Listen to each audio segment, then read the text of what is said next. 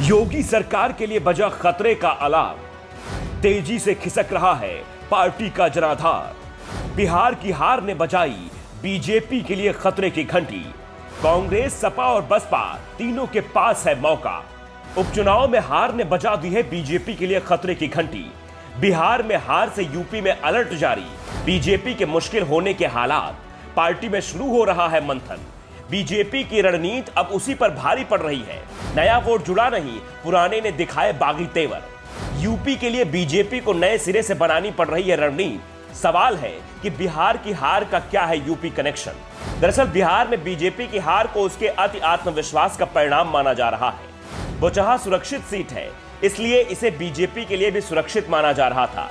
BJP ये सोचकर चल रही थी कि भूमिहार और ब्राह्मण वोट तो उसे मिलेगा ही। ये वोट जाएगा तो कहां जाएगा। बीजेपी का यही विश्वास उसकी हार का कारण बन गया। बोचहा में भूमिहार और ब्राह्मण मतदाताओं ने खुलकर आरजेडी का समर्थन किया।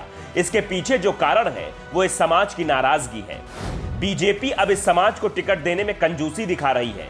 2019 का लोकसभा चुनाव हो या फिर 2022 का विधानसभा चुनाव, भूमिहारों को मिलने वाले टिकट कम कर दिए गए और जब सरकार बनी तो साफ कर दिया गया कि मंत्रिमंडल में भी भूमिहारों को सांकेतिक प्रतिनिधित्व ही मिलेगा। जीवेश मिश्रा को मंत्री बनाकर उनका कोटा पूरा मान लिया गया। बीजेपी ने अपना सामाजिक आधार बढ़ाने के लिए भूमिहारों की ओर से आंखें बंद कर ली, तो भूमिहारों ने भी नए ठिकाने की तलाश शुरू कर दी है। भूमिहारों के गुस्से में आग में घी का काम किया हाल ही में हुए एमएलसी चुनाव ने। एक और तेजस्वी यादव ने आधा दर्जन भूमिहारों को टिकट दिए।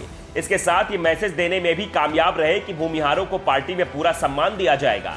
दूसरी ओर बीजेपी ने अपनी खिड़की दरवाजे उनके लिए बंद कर लिए। नतीजा सामने था। विधान परिषद चुनाव में आरजेडी को जीत मिली। बीजेपी की ओर से सफाई आई कि यह चुनाव जनता के बीच से नहीं होता है, प्रधानी का वोट था जिसे आरजेडी उम्मीदवारों ने प्रभावित कर लिया। लेकिन बोचहा चुनाव के परिणाम के बाद बीजेपी नेताओं के मुंह बंद हो गए हैं। साफ है कि बिहार का भूमिहार नए ठिकाने की तलाश कर चुका है। कुछ ऐसे ही हालात यूपी के भी हो रहे हैं। यूपी में ब्राह्मण समुदाय भी नाराज चल रहा है। योगी सरकार में ब्रजेश पाठक को डिप्टी सीएम भले ही बनाया गया है, लेकिन उनकी हनक सरकार में नहीं है।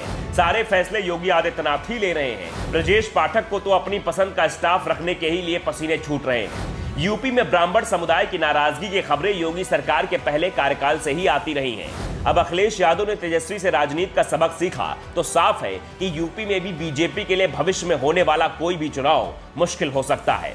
यूपी में ब्राह्मण वोटरों की संख्या 12% के करीब है।